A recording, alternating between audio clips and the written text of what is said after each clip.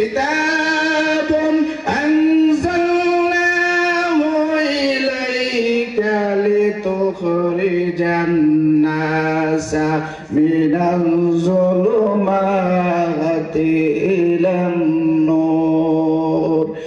আলিফ লাম রা হরফে মুকাররব।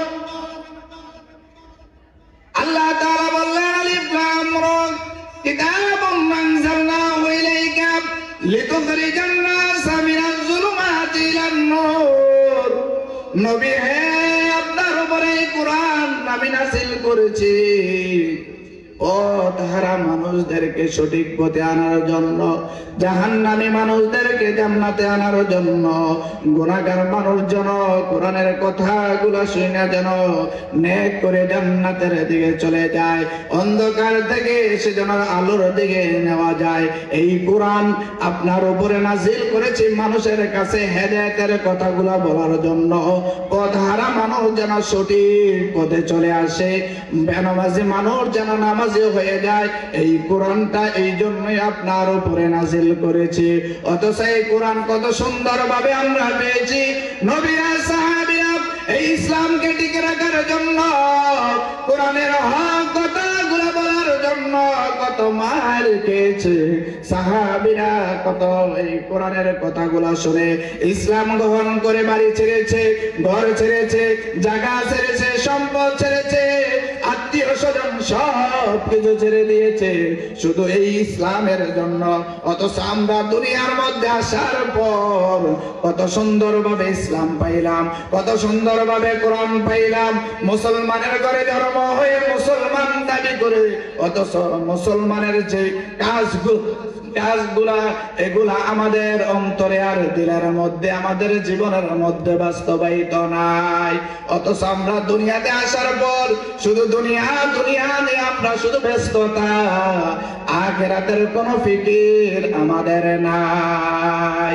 আল্লাহ তাআলা বলেন ইয়ালামুনা যাহিরা মিনাল হায়াতিদ দুনিয়া ওয়া হুম আনিল আখিরাতি হুম গাফিলুন। সূরা রুমের 7 নম্বর আয়াতে আল্লাহ তাআলা বললেন, ও দুনিয়ার পৃথিবীর মানুষ, এই দুনিয়ার পিছনে ঘুরতে ঘুরতে ঘর বাড়ি দালান কোঠা কিভাবে ঘর করা যায়, কিভাবে বিল্ডিং করা যায়, একখানি ক্ষেত হলে দুইখানি ক্ষেত করা যায়, একটা গাড়ি হলে আরেকটা গাড়ি করা যায়, 2 লক্ষ টাকার সম্পদ হলে 5 লক্ষ কিভাবে করা যায়, এই চিন্তার ফিকির দুনিয়া করতে করতে তোমাদের জীবনটাকে বরবাদ করে দিও না। আখিরাতে তোমরা গাফেল হয়ে যাবা। সেদিন তোমরা বুঝবা, সেদিন তোমরা হাজারো বোঝার পর আফসোস করবা, তোমাদের কোনো আফসোসের কোনো কাজ আসে না। আজকে যদি করে বলে ভাই আজান হয়েছে চলো মসজিদে যাই, কিন্তু দেখা যাবে বলবে ভাই এখনো সময় হয় না, সময় হইলে চুল আর দাড়ি পাকলে নামাজ পড়বো, মসজিদে যাব। কোন ভাই বোনদেরকে বলে ভাই তোমরা পর্দায় থাকো, নামাজ পড়ো, কোরআন শরীফ পড়ো, বলে এখনো তো সময় হয় নাই, বয়স্ক হইলে তারপরে আমরা করব।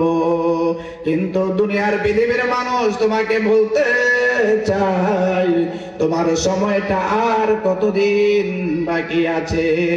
এই জন্য কবি বলেন আগার কায়ে তের জান্নাতে রসিদো, আগার কায়ে তের জান্নাতে রসিদো, এই তরিকা को मोहम्मद को जिंदगी जिंदगी और जिंदगी और जिंदगी जिंदगी ताकीते करो बंदगी, जिंदगी ताकीते करो बंदगी।